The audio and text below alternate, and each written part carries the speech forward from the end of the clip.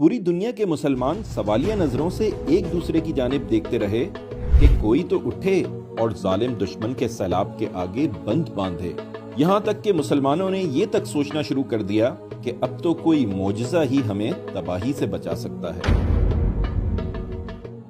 गासिबों ने पूरा शहर बर्बाद कर दिया, गलियां, सड़कें और घर सबको मलबे का ढेर बना दिया। यूनिवर्सिटीज, स्कूल्स, बड़ी बड़ी लाइब्रेरीज, हत्ता के अस्पताल तक बर्बाद कर दिए। हजारों नहीं लाखों मुसलमान मर्दों, औरतों और बच्चों को कत्ल कर डाला। डॉक्टर्स और असातिज़ा तक को नहीं बख्शा गया। हजारों खवातीन की इस्मतें लूट ली गईं और उन्हें गिरफ्तार कर लिया गया। इतनी बड़ी तादाद में मुसलमानों का कत्लेआम इससे कबल तारीख ने कभी नहीं देखा था। ये तस्करा है 1258 का, जब अब्बासी दारुल खिलाफा बगदाद पर मंगोल फौज चढ़ दौड़ी थी।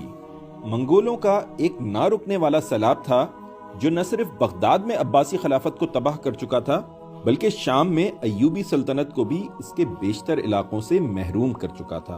पूरी दुनिया के मुसलमान सवालिया नजरों से एक दूसरे की जानिब देखते रहे कि कोई तो उठे और जालिम दुश्मन के सैलाब के आगे बंद बांधे। यहाँ तक कि मुसलमानों ने ये तक सोचना शुरू कर दिया कि अब तो कोई मोजज़ा ही हमें तबाही से बचा सकता है। इसी असना में मंगोलों ने इक़्तिदार के नशे में मस्त होकर मिस्र में ममलूक सल्तनत से ताबेदारी कबूल करने और खराज का मुतालबा कर डाला।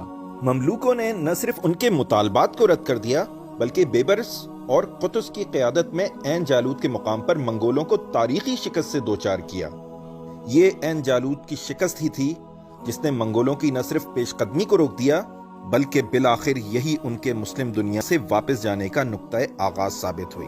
कौन कह सकता था कि सदियों पुरानी अजीमुशान अब्बासी सल्तनत को ताराज करने वाले मंगोलों का रास्ता निस्बतन नई रियासत और कल के गुलाम मिस्री ममलूक रोकेंगे और उन्हें बिलाखिर मुस्लिम इलाकों से निकाल बाहर करेंगे। आज भी मुसलमानों की सूरत हाल कुछ ऐसी ही है। नजरें एक दूसरे की जानिब हैं। जरूरी नहीं कि मुसलमानों की बड़ी बड़ी रियासतें ही गासिब सहयूनों का हाथ रोकने में अपना किरदार अदा करें। देखना तो यह है कि आज के दौर का ममलूक कौन साबित होता है।